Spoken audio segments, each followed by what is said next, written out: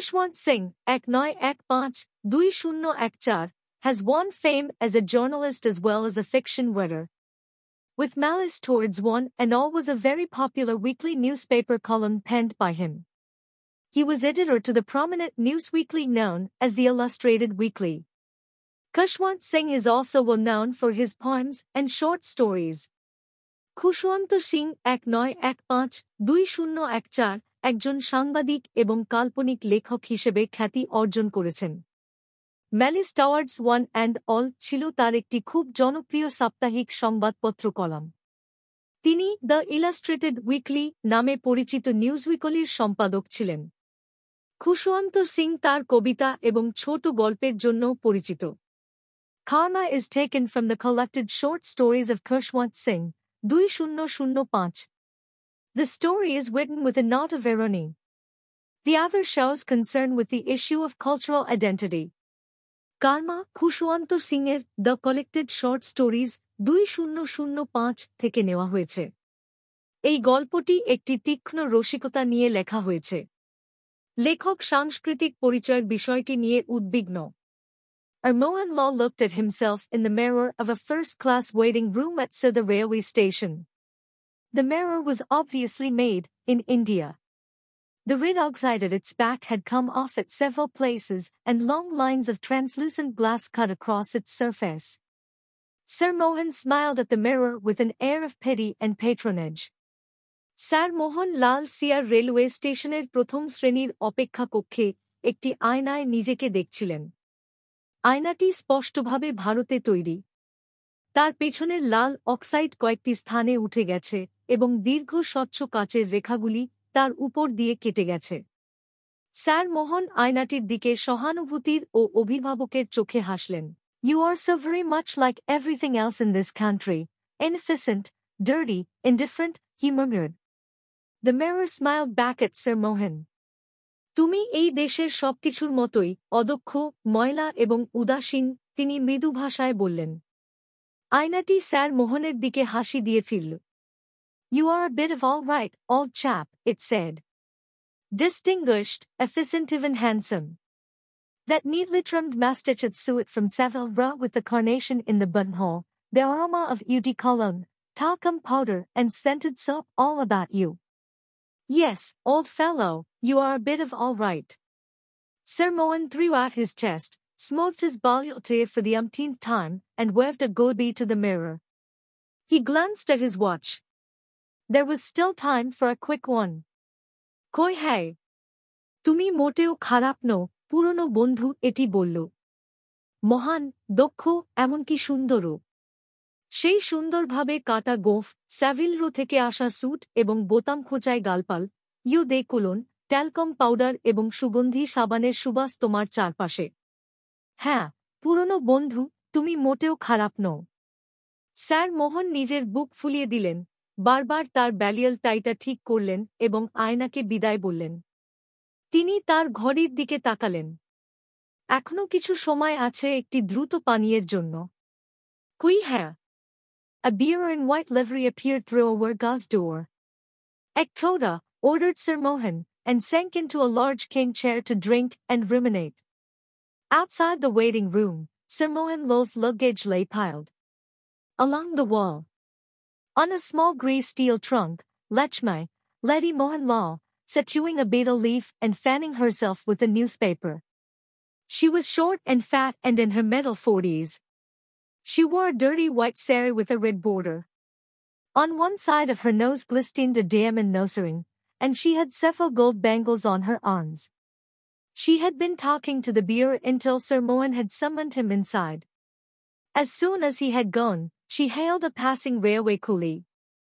একজন সাদা পোশাকে পরিহিত বলার একটি তারযুক্ত গজের দরজা দিয়ে প্রবেশ করল। এক ছোটা, স্যার মোহন আদেশ দিলেন এবং একটি বড় বাঁশের চেয়ারে বসে পানীয় পান করতে এবং চিন্তা করতে লাগলেন।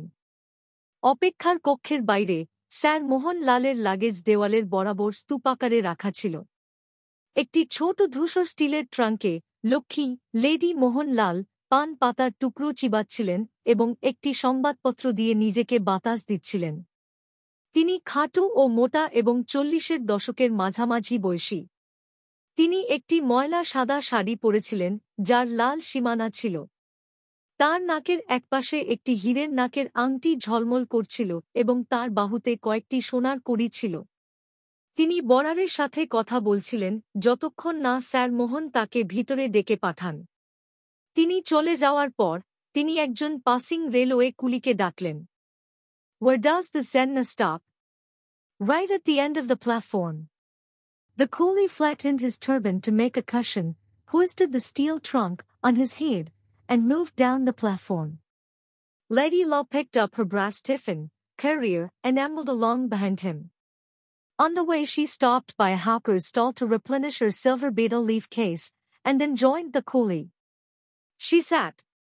জেনানা কোথায় থামে? প্ল্যাটফর্মের ঠিক শেষ প্রান্তে। কুলি তার পাগড়ি সমতল করে একটি বালিশ তৈরি করল, স্টিলের ট্রাঙ্কটি মাথায় তুলে নীল এবং প্ল্যাটফর্মের নিচে চলে গেল। লেডি লাল তার ব্রাসের টিফিন ক্যারিয়ারটি তুলে নিলেন এবং তার পিছনে হাঁটতে লাগলেন। পথে তিনি একটি হকারের স্টলের কাছে দাঁড়ালেন তার সিলভার পান পাতার কেসটি পূরণ করার জন্য, তারপর কুলির সাথে যোগ দিলেন। তিনি বসে গেলেন। Down on her steel trunk, which the coolie had put down, and started talking to him. Are the trains very crowded on these lines? These days all trains are crowded, but you'll find room in the Senna. Then I might as well get over the bother of eating. Lady Lull opened the brass courier and took out a bundle of crammed chapatis and some mango pickle. While she ate, the coolie sat opposite her on his haunches, drawing lines in the gravel with his finger. Are you traveling alone, sister? স্টিলের ট্রাঙ্কে যা কুলি নামিয়ে রেখেছিল বসে তিনি তার সাথে কথা বলা শুরু করলেন। এই লাইনে ট্রেনগুলো কি খুব ভিড় থাকে? এই দিনগুলিতে সব ট্রেনই ভিড় থাকে, কিন্তু আপনি জেনানায় জায়গা পাবেন। তাহলে আমি খাওয়ার ঝামেলা থেকেই মুক্তি পেতে পারি। লেডি লাল ব্রাসের ক্যারিয়ারটি খুললেন এবং একটি প্যাকেট চাপানো চপাটি এবং কিছু আমের আচার বের করলেন। তিনি খাওয়ার সময় কুলি তার বিপরীতে পায়ের উপর বসেছিল, তার আঙ্গুল দিয়ে গ্র্যাভলে রেখা আঁকছিল। আপনি একা ট্রাভেল করছেন, দিদি? No, I am with my master, brother. He is in the waiting room. He travels first class. He is a vizier and a barrister, and meets so many officers and Englishmen in the trains, and I am only a native woman. I can't understand English and don't know their ways, so I keep to my Zenina interclass. না, আমি আমার মাস্টারের সাথে আছি, ভাই। তিনি অপেক্ষার কক্ষে আছেন। তিনি প্রথম শ্রেণীতে ট্রাভেল করেন। তিনি একজন মন্ত্রী এবং ব্যারিস্টার এবং ট্রেনে অনেক অফিসার ও ইংরেজ ব্যক্তির সাথে দেখা করেন, আর আমি শুধু একজন স্থানীয় নারী। আমি ইংরেজি বুঝি না এবং তাদের রীতিনীতি জানি না, তাই আমি আমার জেনানা আন্তঃশ্রেণীতে থাকি। Lakshmi chatted away merrily. She was fond of a little gossip and had no one to talk to at home. Her husband never had any time to spare for her. She lived in the upper story of the house and he on the ground floor. He did not like her poor illiterate relatives hanging around his bungalow, so they never came. He came up to her once in a while at night and stayed for a few minutes. He just ordered her about an Anglicized Hindustani, and she obeyed passively. These nocturnal visits had, however, borne no fruit. Lakshmi আনন্দের সাথে কথা বলতে লাগলেন। তিনি একটু gossip করতে পছন্দ করতেন এবং বাড়িতে তাঁর সাথে কথা বলার জন্য কেউ ছিল না। তার স্বামী কখনো তার জন্য সময় বের করতেন না। তিনি বাড়ির ওপরের তলায় বাস করতেন এবং তিনি মাটির তলায়। তিনি তাঁর দরিদ্র অক্ষরজ্ঞানহীন আত্মীয়দের তাঁর বাংলোতে ঘোরাফেরা করতে পছন্দ করতেন না, তাই তারা কখনো আসতেন না। রাতে মাঝে মাঝে তিনি তার কাছে আসতেন এবং কিছুক্ষণ থাকতেন। তিনি ইংরেজিয়াভাষে হিন্দি দিয়ে তাঁকে আদেশ দিতেন এবং তিনি নিষ্ক্রিয়ভাবে মেনে নিতেন। তবে এই রাতের ভ্রমণগুলো কোন ফল দেয়নি। The signal came down and the clanging of the bell announced the approaching train. Lady Law hurriedly finished off her meal. She got up, still licking the stone of the pickled mango. She emitted a long, loud belch as she went to the public tap to rinse her mouth and wash her hands. After washing, she dried her mouth and hands with the loose end of her sari, and walked back to her steel trunk, belching and thanking the gods for the favor of a filling meal. সংকেত নেমে এল এবং ঘণ্টার শব্দ train আসছে তা জানিয়ে দিল। Lady লাল তাড়াতাড়ি তার খাবার শেষ করলেন। তিনি উঠে দাঁড়ালেন, এখনও আচার ধরা আমের পাথর চিবোচ্ছেন। তিনি দীর্ঘ, শক্তিশালী এক ঢেঁকুর দিলেন এবং মুখ ধোয়ার জন্য পাবলিক ট্যাপে গেলেন। ধোয়ার পর তিনি তার শাড়ির ঢিলে প্রান্ত দিয়ে মুখ ও হাত মুছলেন এবং তার স্টিলের ট্রাঙ্কের দিকে হাঁটা দিলেন, ঢেঁকুর ফেলে এবং পূর্ণ খাবারের জন্য দেবতাদের ধন্যবাদ জানিয়ে। The train steamed in. Lakshmi found herself facing an almost empty inter-class Senana compartment next to the goods van, at the tail end of the train. The rest of the train was packed. She heaved her squat, bulky frame through the door and found a seat by the window. She produced a torn bit from a knot in her sari and dismissed the coolie. She then opened her betel case and made herself 2 betel leaves charged with a red and white paste, minced betel nuts and cardamoms. These she thrust into her mouth till her cheeks bulged on both sides. Then she rested her chin on her hands and sat gazing idly at the jostling crowd on the platform. Train ঢোকার সময় লক্ষ্মী একেবারে ফাঁকা আন্তঃশ্রেণী জেনানা বগির সামনে দাঁড়ালেন, যা ট্রেনের পেছনে গার্ডের বগির পাশে ছিল। ট্রেনের অন্য অংশটি পূর্ণ ছিল। তিনি তার মোটা, ভারী শরীরটি দরজা দিয়ে টেনে নিয়ে গেলেন এবং জানালার পাশে একটি আসন খুঁজে পেলেন। তিনি তার শাড়ির একটি গিঁটে থেকে 2 আনা বের করলেন এবং কুলিকে বিদায় দিলেন। এরপর তিনি তার পান পাতার কেস খুললেন এবং 2টি পান পাতা তৈরি করলেন, লাল ও সাদা পেস্ট, কাটা পান আর এলাচ দিয়ে পূর্ণ। এগুলি তিনি মুখে পুরে দিলেন যতক্ষণ না তার গালের 2 পাশ ফুলে উঠল। তারপর তিনি তার হাতের ওপর মাথা রেখে বসে প্ল্যাটফর্মে ভিড়ের দিকে অবসন্নভাবে তাকিয়ে থাকলেন। The arrival of the train did not disturb Sir Mohanlal Sangford. He continued to sip his scotch and ordered the beer to tell him when he had moved the luggage to a first-class compartment. Excitement, bustle and hurry were exhibitions of bad breeding, and Sir Mohan was eminently well-bred.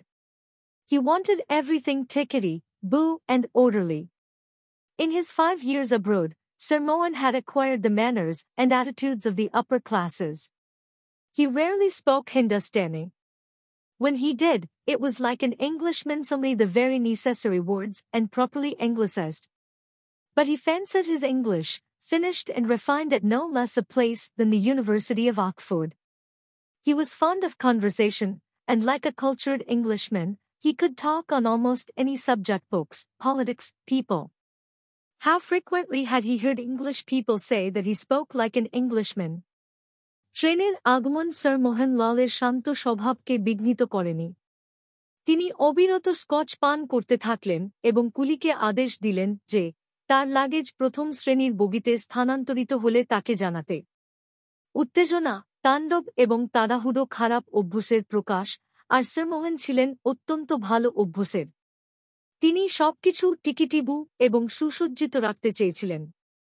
বিদেশে 5 বছর কাটিয়ে sir মোহন উপরের শ্রেণীর অভ্যাস এবং মানসিকতা অর্জন করেছিলেন। তিনি প্রায়ই হিন্দি বলতেন না। যখন বলতেন, তা ইংরেজের মতো, মাত্র প্রয়োজনীয় শব্দ এবং সঠিকভাবে ইংরেজি আদলযুক্ত। কিন্তু তিনি তার ইংরেজি ভাষাকে, যা অক্সফোর্ড বিশ্ববিদ্যালয়ে শুদ্ধ এবং পরিশীলিত হয়েছিল বলে মনে করতেন। তিনি কথোপকথনে পারদর্শী ছিলেন এবং এক কালচার্ড ইংরেজের মতো তিনি প্রায় যে কোনো বিষয় নিয়ে কথা বলতে পারতেন, বই, রাজনীতি, মানুষ। কতবার ইংরেজদের বলতে শুনেছেন যে তিনি ইংরেজের মতো কথা বলেন। Sir Mohan wondered if he would be travelling alone. It was a cantonment and some English officers might be on the train. His heart warmed at the prospect of an impressive conversation. He never showed any sign of eagerness to talk to the English as most Indians did. Nor was he loud, aggressive and opinionated like them. He went about his business with an expressionless matter-of-factness. He would retire to his corner by the window and get out a copy of the Times. Sir Mohan ভাবছিলেন যে তিনি কি একা ভ্রমণ করবেন। এটি একটি cantonment ছিল এবং কিছু ইংরেজ অফিসার ট্রেনে থাকতে পারেন। ইংরেজদের সঙ্গে একটি প্রভাবশালী কথোপকথনের সম্ভাবনা তাকে উষ্ণ করে তুলেছিল। বেশিরভাগ ভারতীয়দের মতো তিনি ইংরেজদের সাথে কথা বলার প্রতি কোনো উৎসাহ প্রকাশ করতেন না। তিনি তাদের মতো চেঁচামেচি, আগ্রাসী এবং মতামতপূর্ণ ছিলেন না। তিনি তার কাজ নির্বিকার ও বাস্তবভাবে সম্পন্ন করতেন। তিনি জানালার পাশে তার কোণে বসে পড়তেন এবং দ্য টাইমসের একটি কপি বের করতেন। Would fold it in a way in which the name of the paper was visible to others while he did the crossword puzzle. The Times always attracted attention. Someone would like to borrow it when he put it aside with a gesture signifying, "I've finished with it." Perhaps someone would recognize his loyalty, which he always wore while traveling. That would open a vista leading to a fairyland of Oxford colleges, masters, dons, tutors, boat races, and rugby matches. If both the Times and the tea failed, Sir Mohan would coy his beer to get the Scotch out. Whiskey never failed with Englishmen.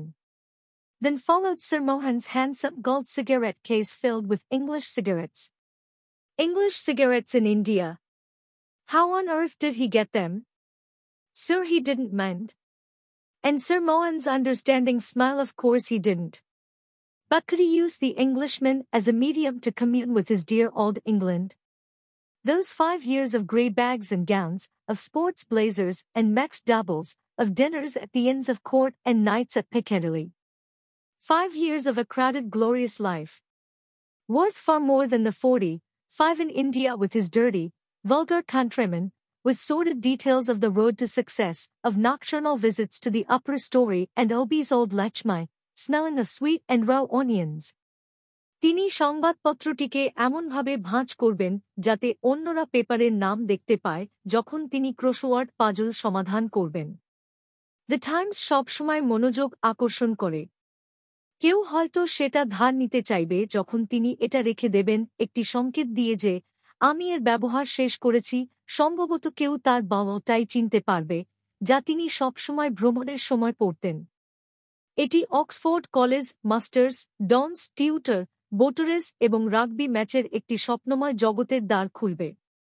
যদি the Times এবং টাই দুটোই ব্যর্থ হয়, তাহলে sir মোয়েন তার কুলিকে কোয় হ্যাঁ বলে Scotch আনতে বলবেন। হুইস্কি ইংরেজদের সঙ্গে কখনই ব্যর্থ হয় না। এরপর আসে স্যার মোহানের সুন্দর সোনালী সিগারেট কেস, ইংরেজ সিগারেট ভরা। ভারতে ইংরেজ সিগারেট তিনি কিভাবে পেলেন? নিশ্চয়ই তিনি আপত্তি করবেন না। এবং স্যার মোহানের বুঝিয়ে বলা হাসি, অবশ্যই না। কিন্তু কি তিনি ইংরেজকে একটি মাধ্যম হিসেবে ব্যবহার করতে পারেন তার প্রিয় পুরানো ইংল্যান্ডের সাথে সংযোগ করার জন্য? 5 বছর ধরে সোনালী পোটল এবং গাউন, স্পোর্টস ব্লেজার এবং মিশ্র দ্বৈত, ইনস অফ কোর্টে রাতের খাবার এবং পিকাডিলি নাইটস। 5 বছর একটি পূর্ণ এবং উজ্জ্বল জীবন। ভারতের চুরিকৃত গর্দব দেশীয় লোকদের সঙ্গে চলা 35 বছরের চেয়ে অনেক বেশি মূল্যবান, যাদের সাথে সাফল্যের পথে কুৎসিত বিবরণ এবং ওপরে তলা এবং মোটা লাচমের সাথে রাত্রির সাক্ষাৎ। Sir Mohan's thoughts were disturbed by the beer announcing the installation of the Saab's luggage in a first-class coupe next to the engine. Sir Mohan walked to his coupe with a stewed-eyed gait. He was dismayed. The compartment was empty. With a sigh he sat down in a corner and opened the copy of the Times he had read several times before. Sir Mohan looked out of the window down the crowded platform. His face lit up as he saw 2 English soldiers trudging along, looking in all the compartments for room. They had their haversacks slung behind their backs and walked unsteadily. Sir Mohan decided to welcome them, even though they were entitled to travel only second class. He would speak to the guard. One of the soldiers came up to the last compartment and stuck his face through the window. He surveyed the compartment and noticed the unoccupied berth. সার মোহনের চিন্তা বিঘ্নিত হল যখন মালি সাহেবের luggage প্রথম শ্রেণীর কোচে ইঞ্জিনের পাশের জায়গায় স্থানান্তরের ঘোষণা করলেন। সার মোহন তার কোচের দিকে একটি চিন্তিত পদক্ষেপে হাঁটলেন। তিনি হতাশ হলেন। কোচটি ফাঁকা ছিল। তিনি একটি দীর্ঘশ্বাস ছাড়লেন এবং এক কোণে বসে দ্য টাইমস নামক পত্রিকাটি খুললেন, যা তিনি বহুবার পড়েছেন। স্যার মোহন জানালার বাইরে ভিট করা প্ল্যাটফর্মের দিকে তাকালেন। তার মুখ উজ্জ্বল হয়ে উঠল যখন তিনি দেখলেন দুটি ইংরেজ সৈন্য সব কোচে জায়গা খুঁজছে। তাদের পিঠে হ্যাভারস্যাক ঝুলানো ছিল এবং তারা অস্থিরভাবে হাঁটছিল।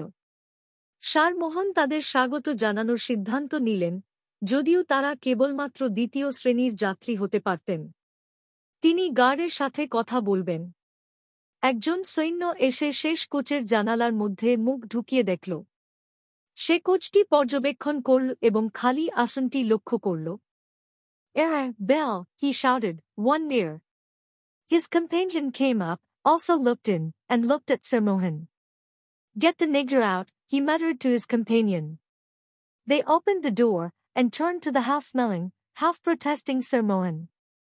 Reserved, yelled Bell. Janter reserved. Army fudge, exclaimed Jim, pointing to his khaki shirt. Ekdam jagged out. Ere, Bill, সে চিৎকার করল একটি এখানে। তার সঙ্গী এসে দেখল, তারপর স্যার মোহনের দিকে তাকাল। নিগার তাকে বের করে দাও, সে তার সঙ্গীর কাছে আর চোখে বলল।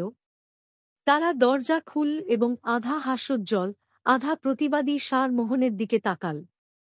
রিজার্ভড, বিল চিৎকার করল। জনতা reserved.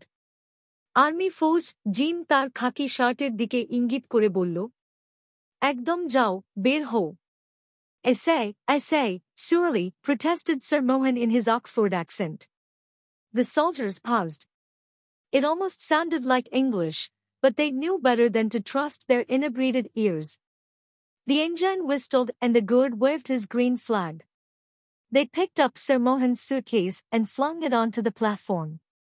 Then followed his thermos flask, briefcase, bedding, and the Times. Sir Mohan was livid with rage. Preposterous, preposterous, he shouted, hoarse with anger. I'll have you arrested, guard. Bill and Jem passed again. It did sound like English, but it was too much of the king's for them. Keep your ruddy mouth shut. And Jem struck Sir Mohan flat on the face. The engine gave another short whistle, and the train began to move. The soldiers caught Sir Mohan by the arms and flung him out of the train. He reeled backwards, tripped on his bedding, and landed on the suitcase. আমি বলছি, নিশ্চিতভাবেই, Oxford অ্যাকসেন্টে প্রতিবাদ জানালেন sir মোহন। সৈনিকরা থামল। এটা ইংরেজির মতোই শোনাচ্ছিল, কিন্তু তারা তাদের মাতাল কানকে বিশ্বাস করতে জানত না। ইঞ্জিনটি হুইস্টেল দিল এবং গার্ড তার সবুজ পতাকা নেড়ে দিল। তারা স্যার মোহনের স্যুটকেসটি তুলে নিয়ে প্ল্যাটফর্মে ফেলে দিল। এরপর তার তাপমাত্রা রাখার হাঁড়ি, ব্রিফকেস, বিছানাপত্র এবং দ্য টাইমসও চলে এলো। স্যার মোহন রেগে গর্জন করতে লাগলেন। অতিশয়, তিনি চিৎকার করলেন, রাগে গলা ভেঙে গেছে। আমি আপনাদের গ্রেপ্তার করাবো, গার্ড। বিল এবং জিম আবার থামল। এটা ইংরেজির মতোই শোনাচ্ছিল, কিন্তু তাদের জন্য খুব বেশি হয়ে গেছে। তোমার খারাপ মুখ বন্ধ রেখো, এবং জিম স্যার মোহনকে এক ঘুষি মেরে দিল। ইঞ্জিন আরেকটি ছোট হুইস্টেল দিল এবং ট্রেন চলতে শুরু করল। সৈনিকরা স্যার মোহনকে বাহু ধরে ট্রেন থেকে বের করে দিল। তিনি পিছনে হেলান দিলেন, তার বিছানাপত্রের ওপর পা ফেললেন এবং সুটকেসের ওপর পড়লেন। Toodaloo. Sir Mohan's feet were glued to the earth and he lost his speech. He stared at the lighted windows of the train going past him in quickening tempo. The tail end of the train appeared with a red light and the guard standing in the open doorway with the flags in his hands. In the interclass Zenana compartment was Lakshmi, fair and fat, on whose nose the diamond nosering glistened against the station lights. Her mouth was bloated with betel saliva which she had been storing up to spit as soon as the train had cleared the station. As the train passed the lighted part of the platform, Letty Law spat and sent a jet of red dribble flying across like a dart. Toodaloo. Sir মোহনের পা পৃথিবীতে আটকে গিয়েছিল এবং তিনি ভাষা হারিয়ে ফেলেছিলেন। তিনি দ্রুতগতিতে চলে যাওয়া ট্রেনের আলোয় ভরা জানালাগুলি দেখতে লাগলেন। ট্রেনের পেছনের অংশটি লাল আলো সহ উপস্থিত হল এবং গার্ড তার হাতে পতাকা নিয়ে খোলা দরজায় দাঁড়িয়েছিল। ইন্টারক্লাস জেনানা কম্পার্টমেন্টে ছিল লক্ষ্মী, ফর্সা এবং মুটে, যার নাকে হীরা লাগানো নাকের আংটি স্টেশন লাইটের বিরুদ্ধে ঝলন করছে। তার মুখটি বিটেল লালারিতে ফুলে উঠেছিল, যা সে স্টেশন পরিষ্কার হওয়ার পর থুথু হিসেবে ফেলবে। ট্রেন যখন আলোয় ভরা প্ল্যাটফর্মের অংশটি পার হচ্ছিল, লেডি লাল থু ফেললেন এবং একটি লাল জেটের মতো ছিটিয়ে দিলেন।